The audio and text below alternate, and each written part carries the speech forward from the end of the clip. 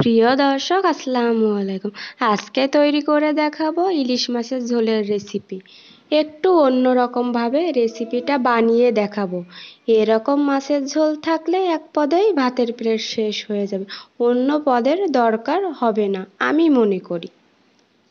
ইলিশ মাছের ঝোল বানানোর জন্য এখানে আমি ইলিশ মাছ নিয়ে নিয়েছি।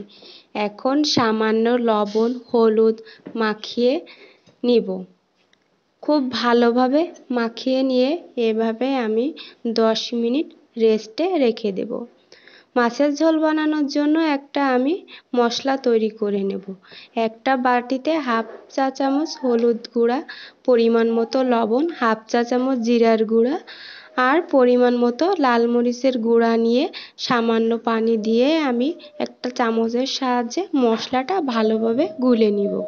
মাছের ঝোলে আমি সরিষা বাটা দিব। 1 চামচ সরিষা, একটা কাঁচামরিচ দিয়ে আমি ভালোভাবে ব্লেন্ডার করে নিয়েছি। এখন আমি একটা প্যানে পরিমাণ মতো তেল দিয়ে মাছগুলো আমি ভেজে নিব। একে একে আমি মাছগুলো তেলে দিয়ে দিব। আমার আজকের এই রেসিপিটি যদি আপনাদের কাছে ভালো লেগে থাকে, প্লিজ ভিডিওটিতে লাইক দিয়ে পুরো ভিডিওটি দেখবেন।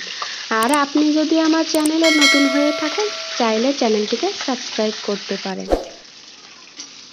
নতুন নতুন রেসিপি পেতে হলে অবশ্যই আমার সাথে থাকতে হবে। ইলিশ মাছ এমন একটি মাছ যেটা ভেজেও রান্না করা যায়, আবার কষিয়েও রান্না করা যায়। তবে বেশি মশলা দিয়ে রান্না করলে ইলিশ মাছের সে স্বাদটা থাকে না। ইলিশ মাছটা সবসময় কম মশলায় রান্না করার চেষ্টা করবেন। ওই একই তেলে 2টা কাঁচা মরিচ দিয়ে কিছুক্ষণ নেড়ে চেড়ে আগের থেকে তৈরি করা মশলাটা দিয়ে আমি কিছুক্ষণ কষিয়ে নিব। এখানে আমি পেঁয়াজ আদা বা রসুন কিছুই ব্যবহার করিনি। এই পর্যায়ে আমি দিয়ে দিব আগের থেকে ব্লেন্ডার করে রাখা সরিষা বাটা। দিয়ে আমি ঢাকনা দিয়ে ঢেকে দিব মশলাটা কষানোর জন্য। মশলাটা আমার পুরোপুরি খুব ভালোভাবে কষানো হয়ে গিয়েছে। এখন আমি ভেজে রাখা ইলিশ মাছগুলো দিয়ে দিব।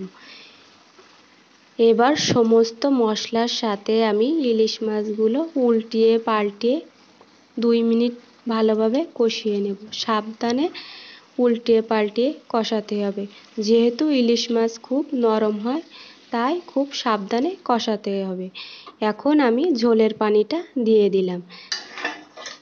আপনারা যতটুকু ঝোল রাখবেন সেই অনুযায়ী পানি দিবেন। এখন 2টা কাঁচামরিচ দিয়ে ঢাকনা দিয়ে ঢেকে রান্নাটা শেষ করে নেব। তৈরি হয়ে গেল ইলিশ মাছের ঝোলের রেসিপি।